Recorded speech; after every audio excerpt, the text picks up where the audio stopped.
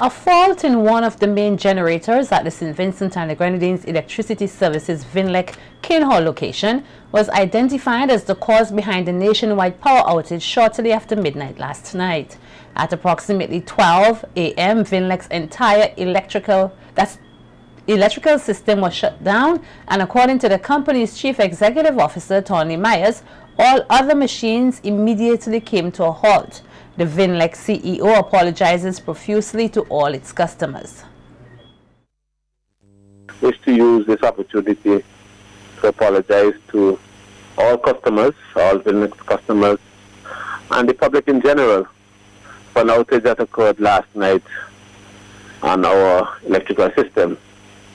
Just after midnight, we lost power in St. Vincent and the entire electrical system.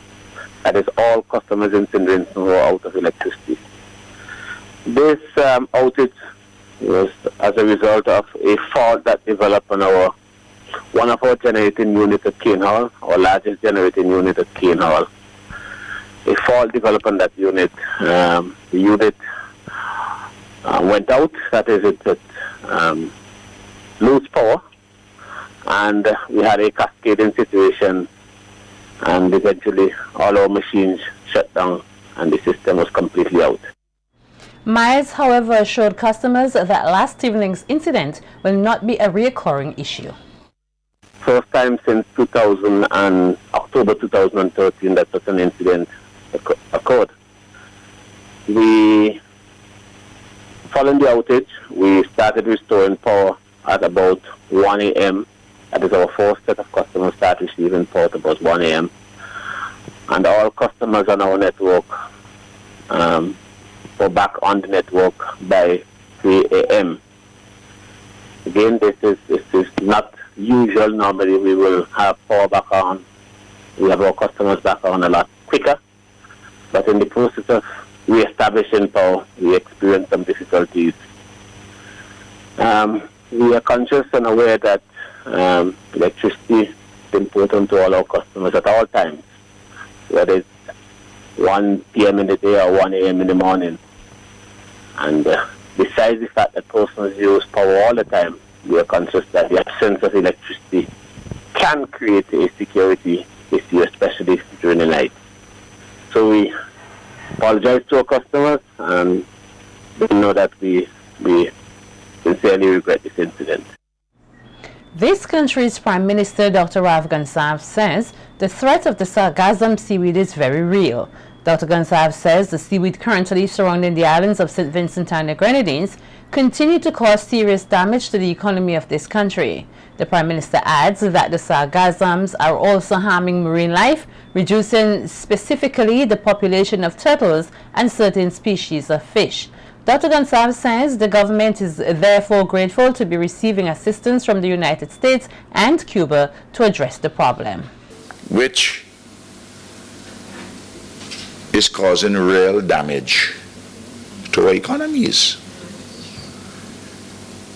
and to the turtles and fish, and to the fisher folk with their engines and their boats and so on and so forth. It's a serious problem. If I may say parenthetically, I asked the University of the West Indies at the CARICOM meeting to let us coordinate something. On Monday there was a conference in Barbados which we sent Minister Francis to represent us. He's the head of our national task force ministerial task force on the seaweed. And they're just something exploratory. And I know the United States, God bless them, they're trying to help us. Cuba is also trying to help us. God bless them too.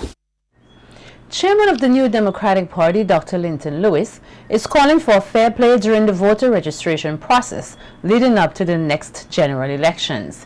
In a recent interview with SVG-TV, Dr. Lewis made a plea for no inequity or tardiness in the listing procedure and called on persons involved in the registration process to exhibit fair play. And you ought not to be placed in a position where you're unfairly prejudiced, where stumbling blocks are placed in your way, like there's no camera on the day when you register, or that the picture wasn't taken properly and so your name could not go on the list and you're not informed of those things. Mechanism must be put in place for people to know. In the event that the picture wasn't properly taken, they must be contacted with immediate effect, with some sort of alacrity, to ensure that they make themselves available to have another photograph taken. We must try our utmost to have the cameramen turn up. Sometimes human beings are such that we may not feel well and they may have other responsibilities and may not be able to make it. But having said that, there must be something organized. Local epidemiologist Dr. Rosamond Adams is expressing concern that persons suffering from mental health disorders here are being negatively stigmatized. Dr. Adams, while speaking at the recent launch of the e-therapy program currently being carried out through a collaborative effort between Trinity School of Medicine and the Ministry of Health with assistance from the headstead of Finland. Dr. Adams called on persons here not to feel ashamed of their mental illness and to seek the necessary help. He also encouraged persons to sign up for the twofold online therapy course, which would address issues such as anxiety and depression. It helps to remove the stigma associated with seeking care for these types of disorders. When all of us are free of depression, anxiety, excessive stress and worry, and other psychological problems, we are more able to live our lives to the fullest. Peace of mind is a natural condition, and it should be available to all of us. And therefore, with this initiative, with people who are suffering from depression, anxiety disorders, etc., we hope that at the end of this, when we will do the evaluation, then we will see positive results that they are able to at least get some kind of peace of mind or report some kind of positive feedback from this program. Residents of Greggs and surrounding areas earlier today had the opportunity to receive a number of free health services as the Junior Chamber International, the JCI, held its medical health fair at the Greggs Clinic. The non-profit volunteer organization today partnered with numerous agencies, including the Planned Parenthood Association, Coast Guard, the Vector Department, and dental clinics, among others, to host the event, which offered blood pressure testing, blood sugar testing, HIV testing, pap smears, and prostate testing.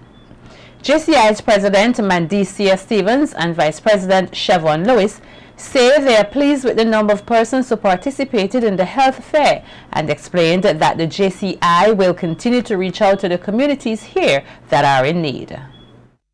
It's a leadership training organization, and we are also focusing on the health of Vincentians, and that's why we are offering this service here today, and we are very pleased with the turnout thus far, and we hope that more people would capitalize on the services that we are offering here. We had two health fairs. We had one in Oria and one in Spring Village. But hopefully next year we'll have more than one health fair, because as you can see, a lot of people utilize this service because there's a lot of people who are unfortunately who can't afford to get this service done, and this is a way of JCI getting back out there in the community and also giving back to those spouses who are unfortunate, and we will continue giving, and this is an opportunity for me to encourage all young people between the ages of 18 to 40, please come be a part of JCI, give back to your community. We are here to serve and do our best for the community. Executive Director of the Planned Parenthood Association, Nellie Phillips, says her organization welcomes the initiative, which seeks to help the less fortunate. To offer persons who are at a disadvantage financially, that is, free healthcare service, PSI, PSAs, breast examination, HIV/AIDS, HIV and AIDS testing and counseling, every possible service that the human being needs. Planned Parenthood is offering that today, along with JC's, free of cost. The St. Vincent and the Grenadines Meteorological Office today issued its final update on Hurricane Dany, urging all in the Northern Caribbean to continue to monitor the system. According to the Met Office, at 11 a.m., Hurricane Dany was centered near 15.4 north, 52.0 west, or approximately 660 miles east of the Leeward Islands. Hurricane Dany is moving to the west-northwest at 12 miles per hour. Maximum sustained winds have decreased to near 90 miles per hour.